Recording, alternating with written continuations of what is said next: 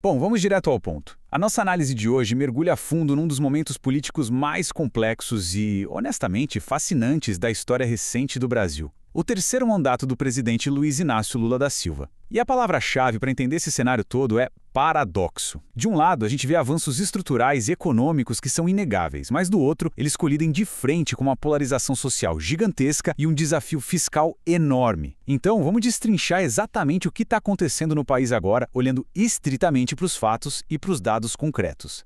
Para entender como as coisas chegaram onde estão, a gente precisa voltar um pouquinho, lá para aquela primeira semana super caótica de 2023. A cronologia por si só já é impressionante. No dia 30 de dezembro, o ex-presidente Jair Bolsonaro deixa o país rumo a Orlando. 2 dias depois, rola uma posse que foi pensada para ser altamente simbólica. A faixa presidencial não foi entregue pelo antecessor, mas por representantes da sociedade civil, um operário, uma líder indígena, uma professora, um jovem negro. Uma mensagem visual fortíssima, né? Mas a festa durou bem pouco. Literalmente uma semana depois, no dia 8 de janeiro, o mundo inteiro assistiu à invasão e depredação das sedes dos 3 poderes em Brasília. É um contraste bizarro, a transição de uma celebração democrática para uma destruição física no intervalo de poucos dias.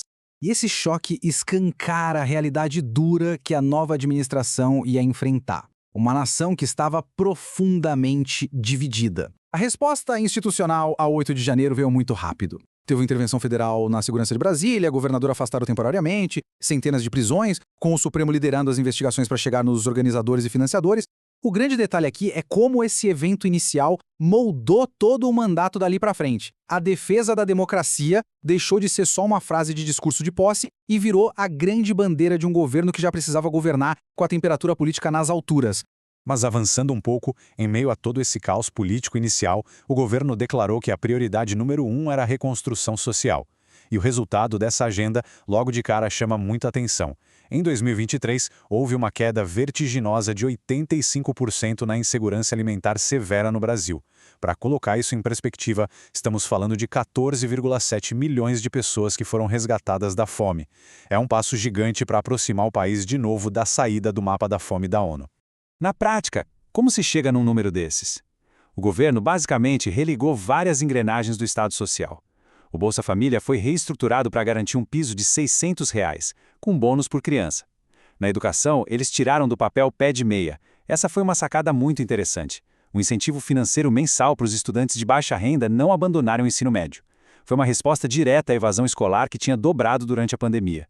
E além disso, eles movimentaram a máquina pública com um concurso nacional unificado, simplesmente o maior da história do país, atraindo mais de 2 milhões de candidatos.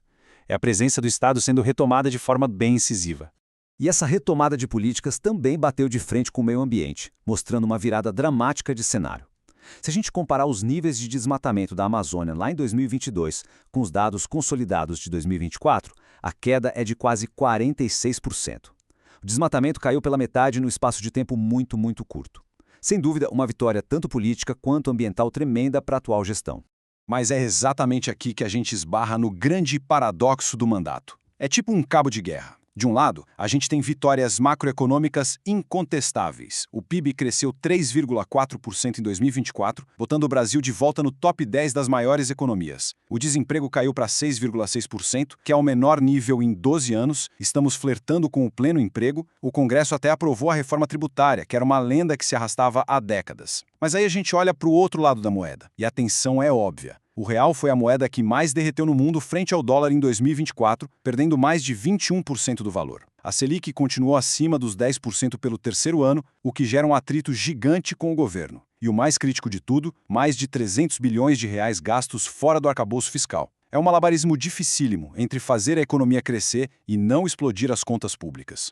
E dentro de todo esse xadrez fiscal, o governo conseguiu emplacar uma ampliação histórica na isenção do imposto de renda. A faixa de isenção subiu para quem ganha até R$ 5.000 por mês, aliviando a vida de mais ou menos 15 milhões de brasileiros. A grande pergunta é, de onde sai o dinheiro para bancar isso? A solução foi aumentar os impostos sobre rendas anuais que passam de R$ 600 mil. O detalhe curioso aqui é que, num ambiente que é pura divisão política, essa medida específica passou por unanimidade no Congresso. Só que olha, não tem planejamento fiscal no mundo que preveja o que rolou em maio de 2024. As enchentes no Rio Grande do Sul foram de longe a maior catástrofe climática da história recente do país, afetando quase 70% do estado.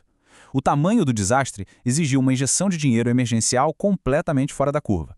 Foram 88 bilhões de reais destinados diretamente para a reconstrução, 17,5 bilhões na antecipação de benefícios para a população e mais 18 bilhões no alívio da dívida do Estado com a União. Foi uma mobilização de capital assustadora, mas necessária. O mais chocante nisso tudo é que até essa ajuda gigantesca gerou atrito. O presidente acabou dando uma declaração bem polêmica, dizendo que se não fossem os gastos de emergência com as enchentes, o governo teria fechado no azul, com superávit fiscal. Bom, nem precisa dizer que isso causou uma indignação enorme lá na região. Para muita gente, soou como se o governo estivesse colocando a culpa do rombo fiscal nas costas do Rio Grande do Sul. Isso ilustra perfeitamente como, no clima de hoje, até a gestão de uma crise humanitária vira um campo minado se a comunicação falhar. Enquanto a comunicação patinava internamente, o cenário internacional era outra história. A diplomacia trabalhou num ritmo frenético para devolver o Brasil ao centro do debate global. Estamos falando de reuniões com 67 líderes mundiais. O agronegócio ganhou acesso a mais de 340 novos mercados pelo mundo, inclusive na Europa e na China. O Brasil sediou o G20 no Rio, assumiu a presidência dos BRICS e já está ajeitando a casa para receber a COP30 em Belém em 2025. É uma agenda muito agressiva e que trouxe resultados diplomáticos pesados. Claro que tanto protagonismo lá fora também traz a sua dose de polêmica na bagagem. O material aponta que algumas falas sobre política externa geraram uma fricção séria. Declarações do presidente sugerindo que a Ucrânia deveria ceder territórios para acabar com a guerra caíram super mal na Europa.